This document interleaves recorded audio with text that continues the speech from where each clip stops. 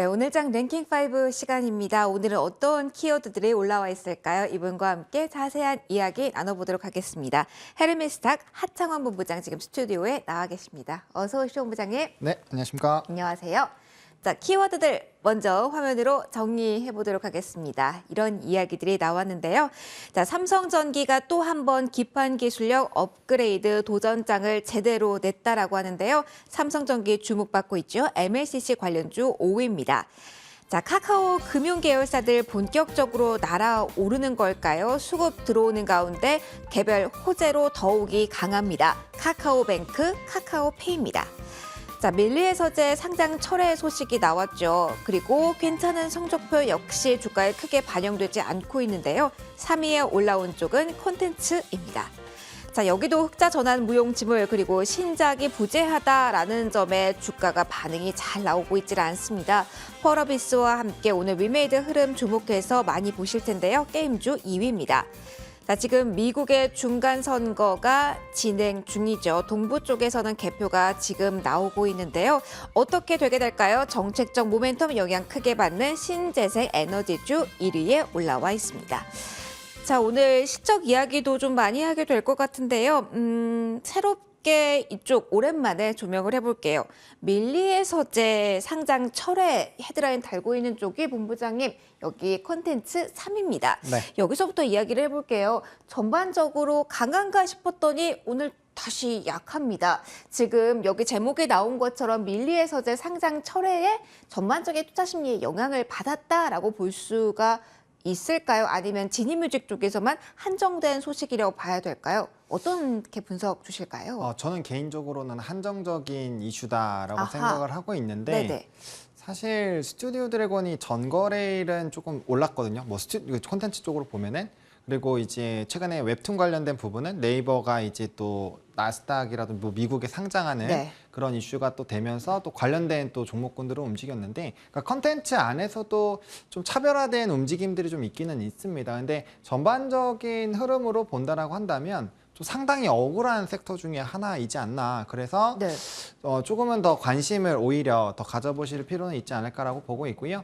일단 뭐 말씀 주신 밀레서재 상장 같은 경우는 좀 뭐 기사를 보시면 아시겠지만 예상된 수순이다라는 좀 이야기들이 많이 있습니다. 아무래도 이런 컨텐츠 자체를 좀 모아서 나가는 플랫폼의 개념이다 보니까 뭐 플랫폼이 최근에 조금 뭐 카카오나 네이버들이 다시 반등이 나와주고는 있지만 한동안 좀 굉장히 어려웠거든요. 그리고 뭔가 이제 상장을 하면은 상장을 할 때 뭔가 차별화가 되어 있고 앞으로의 성장성이 좀 크게 나와줘야 되는데 그 부분에서의 좀 약간 물음표가 있었다라는 부분들, 그리고 최근에 이제 시장은 좀 좋아지고 있지만 사실 IPO 시장에서는 좀 사실 쉽지 않은 시장이죠.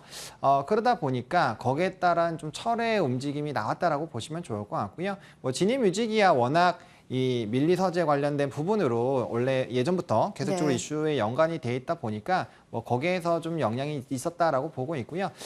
사실 이제 컨텐츠 쪽에서는 조금 물음표가 생기긴 합니다. 오히려 컨텐츠 제작사 쪽이 사실 가장 강하게 올라가야 되지 않을까라는 게 저의 개인적인 생각인데 네. 시장에서는 아니죠. 굉장히 억울하다라는 표현을 해주셨는데 사실 그렇습니다. 공부를 밤새워서 3일 연속으로 해도 네. 시험 당일 컨디션이 안 좋아서 성적표가 안 좋으면은 뭐 그동안의 노력이 있으나 인정을 못 받는 거잖아요. 그렇죠. 스튜디오 드래곤도 뭐 성적표만 보면은 매출 잘했습니다. 그런데 주가가 화답을 하지 못하면 이걸 어떻게 해야 되나 싶더라고요. 사실 아직까지는 그 이제 뭐 넷플릭스발 영향도 좀 있는 것 같아요. 왜냐하면 그때 이후로 사실 컨텐츠 섹터는 우영우로 많이 주목을 받다가 이제 넷플릭스에서 가입자 수가 감소한다는 그 이슈로부터는 사실 큰 힘을 쓰지 못하고 있습니다. 뭐 아무리 실적이 좋게 나와도 상관없고 뭐 좀 대박 컨텐츠가 나와도 뭐 그날 당일 정도야 좀 움직여도 뭐 연속성을 좀 가진 그런 이슈는 좀 드물었거든요. 그러다 보니까 철저하게 시장에서 좀 소외가 돼서 그렇다라고 생각을 하고 있고요. 네. 다만 최근에 이제 대형주 위주 수급 쏠림 현상의 시장이 나오고 있고, 최근에 바닥권에서 이제 뭐 기관이라든지 외국인의 수급을 받아서 움직이는 종목군들의 공통점을 보시면 실적이 좋습니다. 뭐 이제 건설기계 쪽도 그렇고요. 그래서 이제 그런 부분으로 봤을 때 충분히 좀 관심도는 끌어낼 수 있지 않을까라고 보고 있고, 사실 OTT 플랫폼의 경쟁이 심화가 되면 될수록 이런 컨텐츠 제작사는 좋아져야 정상이에요. 그리고 우리나라 컨텐츠가 소위 말해서 이제 뭐 외국 플랫폼 나가면 거의 뭐 대박 치는 경우 굉장히 많고요. 그다음에 뭐 미드와 비교했을 때는 뭐 제작 비용 거의 10분의 1 이 수준밖에 안 됩니다. 그래서 가성비도 굉장히 좀 좋은데 그런 거에 대비해서 우리나라에서 좀 평가를 좀 제대로 못 받는 것이 아닌가라는 생각이 들거든요. 네. 근데 앞으로 이런 OTT 경쟁 굉장히 좀 심화가 되고 있고요. 뭐 OTT 플랫폼 결제를 해보시면 아시겠지만 볼 수 있는 게 딱딱 나눠져 있어요. 뭐 예를 들면 디즈니 플러스랑 넷플릭스는 명확하게 나눠져 있거든요. 그래서 그런 부분에서 보면 어떤 컨텐츠를 가지느냐에 따른 차별화는 반드시 있을 거라서 좀 운용 기간 자체만 시장에 관심이 끌어드는 데까지 조금 답답하실 수는 있겠지만 모아 가신다라면은 뭐 현재 가격대에서는 굉장히 좀 괜찮은 컨텐츠 종목군들 많다라고 좀 정리드리겠습니다. 구조적인 문제에 대해서도 고민을 좀 하실 것 같아요. 매출은 사실은 좋았지만 스테리오 드래곤의 경우는 수익성이 사실은 좋지 않았다라는 점. 그러니까 계약 과정에서 이득을 크게 챙기지 못하기 때문에 아무리 이른바 대박 컨텐츠가 나와도 네. 무언가 실제적으로 얻는 건 없다? 이런 흐름이 계속될 수 있다는 우려가 깔려 있는 것 같거든요. 이런 점은 어떻게 저희 감안해 봐야 될까요? 그렇죠. 이제 이게 구조적으로 OTT 업체들이 워낙 빠르게 성장을 하다 보니까 거기에 따라서 컨텐츠 제작 업체들이 거기에 대한 제대로 평가를 못 받고 있었는데 이제는 달라지는 환경이 점점 만들어지고 있어서 거기에 따른 좀 구조적인 뭐 물론 성과를 확인해야 된다라는 부분은 불확실성으로 잡을 수가 있겠지만 이제 매출 자체가 계속적으로 늘어나고 있다라는 거는 제가 말씀드린 대로 플랫폼 경쟁에 따라서 컨텐츠 제작사들의 긍정적인 시그널들이 나오고 있다라고 보시는 게 맞거든요. 뭐 다른 뭐 제작사들도 대부분 실적들이 그렇게 나쁘지 않다 보니까 그래서 그런 관점에서 봤을 때 앞으로의 그런 부분을 확인할 필요는 있지만 구조적으로는 좋아질 수밖에 없다. 그리고 우리가 컨텐츠는 사실 계속적으로 볼 겁니다. 콘텐츠 안 보지 않겠죠? 그래서 그런 방향으로 본다라고 한다면 이쪽은 계속적으로 성장을 할 것이고 그 안에서 이 콘텐츠 제작사의 위상은 갈수록 높아질 수밖에 없는 그런 상황이다라고 본다면 앞서 말씀드렸던 그 기간이라는 부분만 조금만 이 운영 기간을 넓게 잡아주신다고 한다면 전 충분히 농사를 짓는 종목으로는 괜찮지 않을까, 섹터로는 좋지 않을까라고 생각하고 있습니다. 기간 길게 잡고 정리하면은 기대작에 포커스를 맞추면 괜찮다.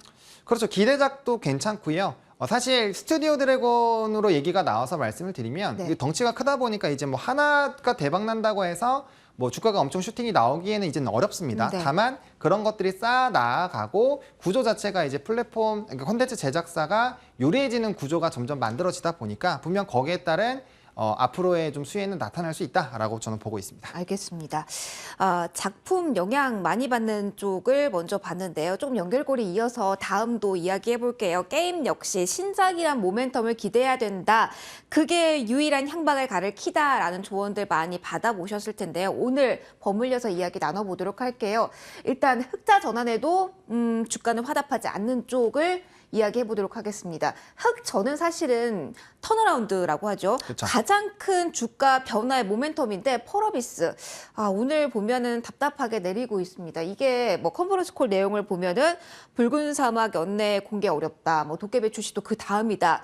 이런 이슈 때문일까요? 정말 뚜렷하다라고 밀었던 호재에도 반응이 없습니다. 더 떨어지네요. 6%대 하락권에서 움직인 펄어비스 나옵니다. 지금 자리 어떻게 해석하실까요?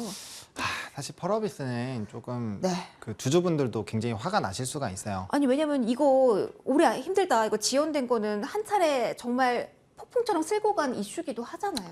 맞습니다. 그래서 헛개비라는 뭐 이제 맞아요. 오명도 붙었죠. 네네. 그래서 사실 도깨비가 굉장히 좀 기대작으로서의 기대감이 컸었고 뭐 검은 사막에 이어서 이제 붉은 사막이 굉장히 좀 기대가 됐었던 부분들 그리고 검은 사막에서도 사실 이제 일부 어플의 순위가 너무 이제 좀 오보 형식으로 좀 됐었죠. 그게 마치 전체 어플리케이션의 순위가 낮아진 것처럼 좀 보도가 돼서 그런 전반적인 부분들이 좀 섞여서 좀 펄어비스가 좀 좋지 않은 모습을 보여줬고 말씀해주신 대로 붉은 사막이 내년에 나오고 그다음에 이제 도깨비는 그 이후라고 하니까 사실 그렇게 보면은 신작에 대한 모멘텀을 지금 당장 기대할 필요는 없지 않을까라는 생각이 들 수밖에 없거든요.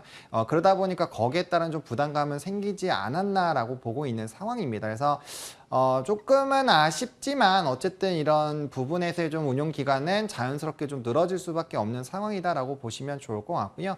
게임주 전반적으로 좀 말씀을 드리면 전 연말 연초에는 좀 그래도 좋은 모습을 보여주지 않을까라고 보고 있거든요. 왜냐면 지스타 일단 있고요. 그래서 신작에 대한 부분들이 또 부각이 될 수가 있고 연말 연초는 게임 섹터에는 성수기입니다. 그러다 보니까 거기에 따른 조금 기대감은 가져보셔도 괜찮을 것 같은데 이제 코인 쪽에서 사실 간밤에 이슈가 있었죠. 그러니까요. 그것도 사실 걱정이 되더라고요. 바이낸스가 네. 그런 움직임을 보이면서 좀 어떻게 될지 비트코인 가격도 연동해서 많이 영향을 받다 보니까요. 또 그렇죠. 우리가 위믹스에 대한 결론도 이번 주에 나올 수 있으니까 요 리스크는 어떻게 대비해야 될지 모르겠더라고요. 사실 이제 위믹스 같은 경우는 뭐 물론 당연히 보수적으로 의견을 드리긴 하지만 네네. 일단은 뭐 이제 폐지 방향으로는 좀 안 될 확률이 지금 굉장히 좀 높아진 상황이죠. 왜냐하면 뭐 MS에서의 투자도 있었고 계속적으로 이런 뭐 이제 합류하는 기업들이 늘어나다 보니까 거기에서 분명 이제 이슈는 좀 좋아지는 방향으로 가고 있는데 그럼에도 불구하고 일단 확인은 하시고 가시라고 제가 계속 말씀을 좀 드리고 있고요. 다음 게임 섹터 내에서는 일단 코인 관련된 부분이 이제 말씀해주신 바이낸스가 이제 FTX를 인수하는 방향으로 가긴 했지만 이거는 뱅크런이 나왔다라는 거는 네. 신뢰도 부분에서의 좀 물음표가 생길 수 있거든요. 게다가 이전에 루나코인 사태에서 99.9% 네. 이제 하락했었던 그런 또 전례가 있다 보니까 그런 부분들에서 약간 좀 코인이라든지 NFT 관련된 또 쪽은 또 약간은 영향을 받을 수가 있거든요. 왜냐하면 지금 상태에서 코인이 약간의 좀 계단식 하락이 나올 수가 있어서 그래서 오리지널 게임 회사들 뭐 예를 들면 NC소프트라든지 다시 볼 네, 타이밍일까요? 그 부분으로 조금 더 치중을 해서 보시면 괜찮지 않을까라고 저는 생각을 하고 있습니다. 알겠습니다. 코인 관련해서의 이슈 그리고 오늘 실적 관련해서 움직이는 쪽 정리 좀 받아봤습니다. 다음으로 넘어가서 하나 더 키워드 열어보도록 할게요. 중간 선거에 대한 이야기가 나오는 구간에서 네. 저희 한번 봐야 될 것 같은데요. 신재생 에너지주 보도록 하겠습니다. 지금 동부 쪽에서는 개표가 진행 중이고 서부 쪽에서는 아직까지 투표가 지금 마무리됐겠네요. 이제 조금씩 결과가 나오기 시작할 텐데요. 네. 이게 결선 간다면 좀 장기전이 되잖아요. 그렇죠. 어떻습니까? 지금까지 정책 이야기를 정말 많이 했습니다. 이게 흐름이다라고 하더라도 브레이크가 걸리면 주가는 더 민감하게 반응할 수 있기 때문에 지금 저희 어떻게 지금 빨간불 나오는 쪽을 해석하면서 전략을 좀 이번 주 세워야 될까요?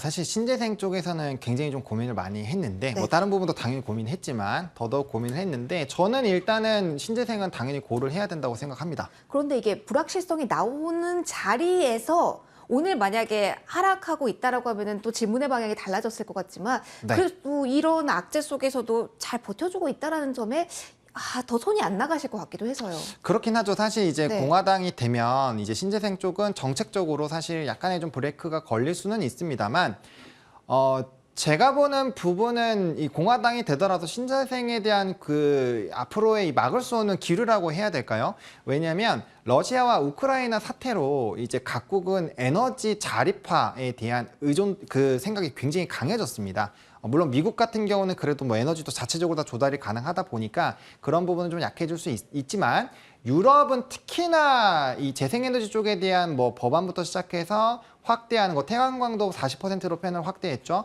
그러니까 그런 움직임들이 나타나고 있고 전 세계적으로 이런 기조가 나오고 있는 상황입니다. 그래서 단기간으로는 아무래도 공화당이 되게 됐을 때는 정책적인 부분에서 약간의 브레이크가 걸리는 것이 아닌가라는 물음표가 생겨서 거기에 따른 조정은 나올 수 있지만 전 세계적인 기류 자체는 그 방향이 아닌 쪽으로 가고 있다라는 점, 그리고 탄소 중립과 최근에 이제 경작물에 대한 이런 뭐 흉작이라든지 이런 것들, 그리고 우리나라에서도 뭐 홍수 나고 난리가 났었죠. 그런 것들 보시면 기후변화 쪽에서 탄소 중립에 대한 부분을 배제할 수가 없고요. 그 부분을 체크하기 위해서는 결국에는 이제 신재생 쪽으로는 확대를 할 수밖에 없는 구조여서 오히려 저는 만약에 공화당이 돼서 이런 뭐 풍력이라든지 태양광 쪽에서 주가의 조정이 강력하게 나오게 된다면 저는 오히려 그때 더 추가 매수를 하셔가지고 좀 비중을 확대를 해보셔도 괜찮다라는 생각을 하고 있고요.